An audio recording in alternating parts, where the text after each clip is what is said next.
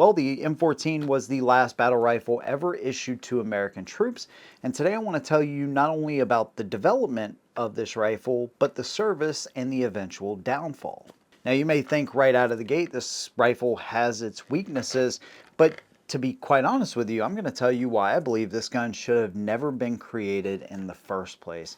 So if you like the type of videos that I do here, make sure that you subscribe, hit your notifications so you never miss one from me. Also, love to have you guys join the SHOT team either here or over on Patreon. Let's go ahead and get started. Now, back in the 30s, John Garand actually made one of the most significant rifles to ever be created, and it actually came at a perfect time because, of course, December 7th, 1941, America was brought into World War II. Now, at the time that we were drawn in, and of course the beginning of the war, almost every single nation, actually every nation that I can think of, had bolt-action rifles. Whether those were 10-round Lee Enfields or 5-round Kar 98Ks, Arisakas, Mosin Nagants, that was the standard. And we still had the 1903, but a lot of American soldiers got to go into battle with the M1 Garand. Now, the great part about the M1 is that, it didn't happen during wartime. So once these rifles were in American hands, they were already working properly, and everything was agreed upon as far as the ammo and the function. Everything was just pretty much perfect, and those rifles were revered as being incredibly well-serving to the Americans that carried them. And while there were some compromises that needed to be made as far as people behind the lines, with the M1 carbine especially, because the M1 Garand, it was a heavy gun and it definitely kicked for sure, but considering you had an 8-round in-block clip compared to working a bolt with each and every round, the semi-auto in the M1 Garand was definitely something that Americans gravitated towards. But there's also other types of guns used. Of course, we talked about the 1903, but also the Thompson submachine gun, the grease gun, and the BAR. And those other guns that I mentioned, besides the 1903, of course, had the ability to fire full auto. This was like the first war where people weren't just lining up across from one another, taking these really long shots. It was more close quarters. And while World War I showed us that submachine guns and full autos could be, very useful, it wasn't until World War II when we saw that these things are actually a viable option. When they started looking at wound ballistics back then, and they realized that, man, a relatively fast-moving round actually does a lot of damage because the way it interacts with, flesh or organs once it makes contact.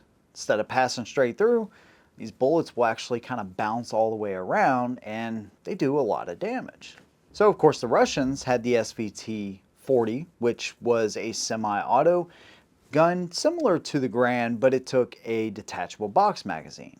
The Germans copied the SVT-40 almost to the T because their G41 gas system was just unreliable, and what they had was a gun with a similar gas system to the SVT and a detachable magazine. The M1 Garand started to become dated towards the end of the war. I think in May 1944, we actually started to look how we can make improvements to the M1 Garand and specifically make sure that it gets a box magazine, and we need to make sure that it's select fire. Now, of course, the end of the war happened before we ever got to that point, but there was 2 guys that served during the war that actually had a big impact on firearm technology everywhere, and that was Mikhail Kalashnikov and Eugene Stoner with the AK-47 and the AR-15 respectively.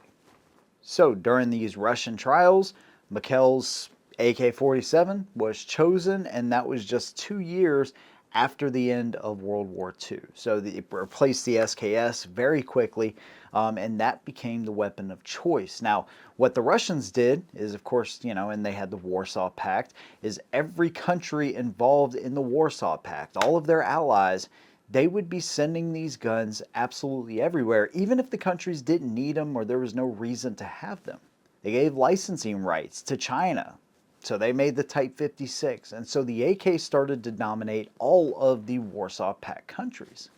Now, before we get too ahead of ourselves, there is one more character that I want to talk about here, and that is Hugo Schmeisser, who was like instrumental in the development of the MP44, the STG-44, and which is basically the world's first assault rifle that was issued to troops, right? And so the STG-44, if it had been fully realized, especially by Hitler in the earlier years, I don't know that it would have changed the outcome totally, but it's kind of scary to think how much of an impact that gun could have had. And actually, Hugo Schmeisser ended up going to Russia after World War II, and the claims is that he actually helped refine the AK-47 and AKM, or AK-47 at the time.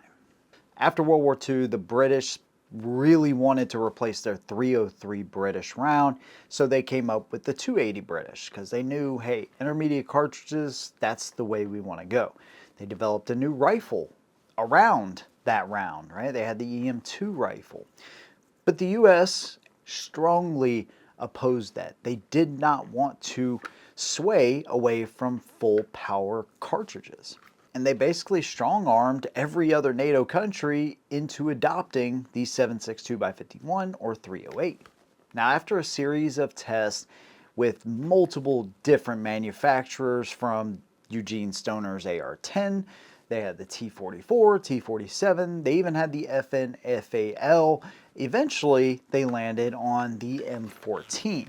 Now, Springfield Armory held a distinct advantage in all of these tests because they actually had a cold chamber. So they were fully prepared to do all of these different tests, because essentially, they wanted to make sure that this thing was going to run in all kinds of conditions. And so in their cold chamber, they were able to adjust, the gas system and make sure that, the parts wouldn't seize. They actually added a roller to the bolt to ensure that it would still operate. So they, of course, ended up winning that contract. And then, of course, the new round was already adopted around the same time. And so the M14 was born. Now, a number of additions were added to the rifle to differentiate it from the M1 Garand. Specifically, you'll see you have this elongated flash hider right here. The sight's pretty much the same as what you'll see on an M1 Garand. It is a long stroke gas piston system. Again, similar. It's interesting because they actually said that these guns would work with the same tooling pretty much, or some of the same tooling as the M1 Garand. That turned out to not be true, but there you go. Rotating bolt as well, so kind of the same M1 Garand style there. Now this one is really cool. This is actually an IDF contract M14 gun, so it has the cutout for the selector right there. Of course, the selector isn't installed, unfortunately, because I'd love to see what this thing is really like. I could just imagine that this thing is so unwieldy, but anyways, it does have the selector. I'm hoping that the friend that let me borrow this thing will actually maybe leave this in his will to me, because I really love this gun. I don't really want to give it back. But it is so cool. And of course, we have the 20 round detachable box magazine. So this makes things so much easier as opposed to the M-block clip. It also makes it much easier to top this off. You can do it with M1 Garand, but it's just not easy, right? It's not really practical either. Same safety as the M1 as well. Adjustability in the sights, pretty much the same. Now, one thing you'll notice about the rifle is it is wood and steel, but you have this like fiberglass or composite handguard. So I couldn't find anything super concrete, but I did see something that said these were changed in 1960. Now, there were actually fiberglass stocks that were set to replace all the wooden stock guns, but those never made it into service because the gun was basically discontinued before those fiberglass stocks could actually be put into place. And the big problem they had, not only is this gun just big, right? It's big, it's heavy, it's hard to shoot in full auto, and the guys in Vietnam were really outgunned with the AK-47 counterparts that the Viet Cong carried, but these things also had a tendency to swell in that environment. Now, one thing I find interesting is that they do have a cutout here, so if you needed to load the gun by stripper clip, you still can do that, right? If you need to load it up from the top there. So, 1957, the gun was adopted. 1967, it was officially replaced. Now, I went through a really fascinating and somewhat of horrific story on the M16 and how that kind of was pushed into service, but there was so much pushback to that gun and not in the way you're thinking. So I really highly suggest you watch that video because it'll kind of blow you away with some of the things happened there. So I don't want to cover that too much, but let's just say the M14 had some serious backing from the Ordnance Corps. And it was kind of an old school way of thinking. And the Ordnance Corps were really married to tradition. As a matter of fact, there was 2 presidents that had to force the Ordnance Corps to adopt new guns because they are so just hell-bent on sticking to that tradition. And the M14 was no different. Just like them strong-arming NATO countries into basically having to adopt 7.62 by 51, they did not want to relinquish the M14. It's interesting because when you look at the timeline, it's kind of crazy because it was adopted in 57, and the Marine Corps, I think they were the last guys to adopt this gun in 65, and then when the M16 came around, the Marine Corps and some others did not want those guns whatsoever. So I think they kept this as like a limited service weapon, and they had the M16 as basically the dominant service weapon of Vietnam eventually. So it didn't even complete one full war of service if you want to look at that. I mean, basically 10 years and that was it. Now again, I don't want to ruin anything from that M16 video because there's a lot of research and a lot of stuff goes into that video. I really love how that video turned out. But one more thing I will say is that the Ordnance Corps went to such great extent to discount the AR-15, eventually the M16, that they did tests with the M14 and compared it to the AR-15, right? Well, what they found later on is that in those tests, they wanted to fix this thing. So they would take these guns, they would basically get a hand-fitted, handmade, match-grade M14 with the best possible ammo they could find and compare it to an out-of-the-box AR-15 just to show that it was inferior. And, you know, eventually troops, like I said, they found out that this gun was just too unwieldy. But one thing this gun is really good at is accuracy. Even this one right here, with its iron sights and everything, it is an incredibly accurate gun. And a lot of that is, you know, due to the round, but also to this design. It is a super accurate design. And hence the reason that the M14 has been the basis for a lot of the sniper rifles that we've used, you know, since those times and up to modern times. The M21, M25, all based around this gun right here. So in sniper roles, these things are incredible, where you can be rested either prone or on a bench or something like that if you are just a civilian. Is there any reason to own these? Well, absolutely, man. If you want to stretch these things out to 600, 700, 800 yards or even further, you can absolutely do that. And of course, Springfield Armory still makes the M1A, which is the civilian version.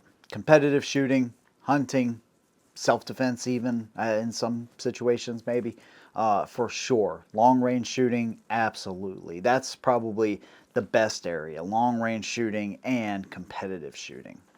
And of course now you can get, you know, SOCOM models, and they have Picatinny rail that's forward of the action and all that kind of stuff, so you can mount modern optics and all that.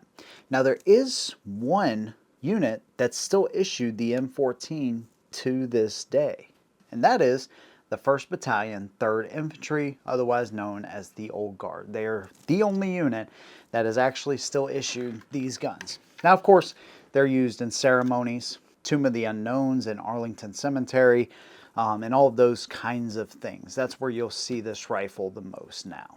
So, on its surface, is there anything wrong with this gun? Absolutely not. You know, if we had went into World War II with this instead of the M1 Garand, You know, I would say that this gun would have served all the way through up until Vietnam. We probably would have kept this design because it is so good. It gives you the reliability of the M1 Garand with a little bit of modern convenience there. Of course, being able to shoot and select fire is just not going to happen, right? So there's that. But in semi-auto with a 20-round box magazine, this thing would have served a heck of a lot longer had it come along in World War II with a 20-round box magazine, because you get the reliability of the M1 Garand and you still get some of those modern conveniences, especially in the magazine. Now, the selective fire feature and all of that, most people can do without that on this gun because it's just too much. But otherwise, it is a very, very awesome gun, right? Fiberglass stocks, they've obviously lightened them up over time. There's shorter models that you can get now. But when we bring it back to those days, it's really on the Ordnance Corps that really helped keep this gun going for longer than it should have. And that is the truth behind it. Now, if you want to hear more about the M16 and how it compares to this and the eventual takeover, but then the sabotage that is attached to that whole thing, it's actually kind of a criminal story in a way. Make sure you check out that video I was mentioning earlier. I'll make sure I try to leave a card up here so you can check that out. If you like what I do, consider subscribing, hit your notifications so you never miss a video from me. Also, love to have you guys join the SHOT team either right here on YouTube or over on Patreon. Big thanks to you guys. See you in the next one. And as always, hold 'em down.